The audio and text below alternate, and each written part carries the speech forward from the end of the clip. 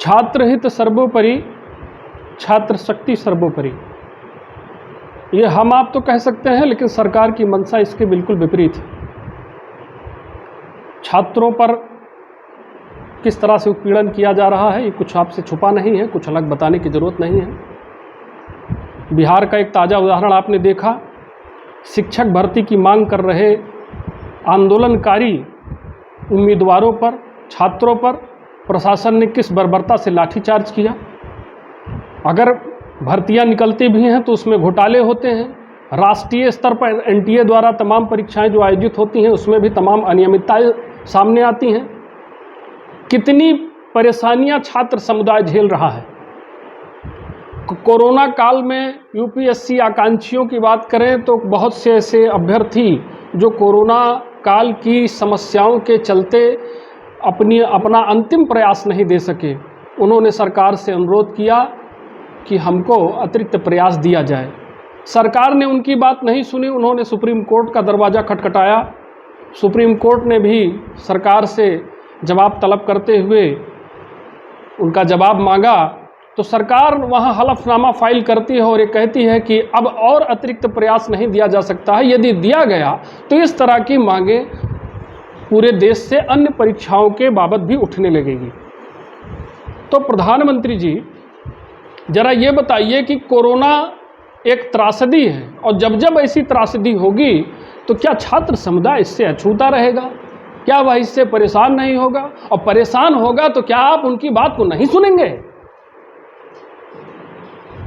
यह अन्याय है, सीधे तौर पर आप अन्याय कर रहे हैं। छात्र की बातों को मत दबाइए, छात्रों की आवाज़ को मत दबाइए। यही कल हमारा मुस्तकबिल है, हमारे देश का भविष्य है। प्राथमिकता देते हुए इनकी बातों को सुनना चाहिए। लेकिन ये अन्यायकारी हमारी सरकार सत्ता के मद में चूर, इसको कुछ नहीं दिखाई पड़ रहा है। आपके संसद की स्टैंडिंग कमेटी, स्थायी कमेटी ने भी जांच करने के बाद अपनी रिकमेंडेशन दिया, अनुशंसा दिया कि जो यूपीएससी एस्पिरेंट्स हैं उनकी मांगों पर सहानुभूतिपूर्वक विचार करते हुए उनको 2 अतिरिक्त प्रयास और 2 वर्ष आयु में छूट प्रदान किया जाना चाहिए।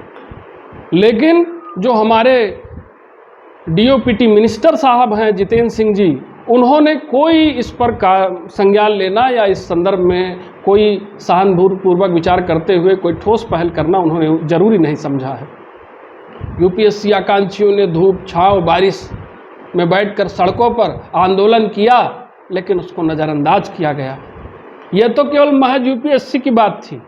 प्रदेशों में तमाम प्रदेश स्तरीय परीक्षाएं आयोजित हुई और उसमें तमाम घोटाले सामने आते हैं, अनियमितताएं होती हैं, छात्रों की आवाज़ों को नहीं सुना जाता है।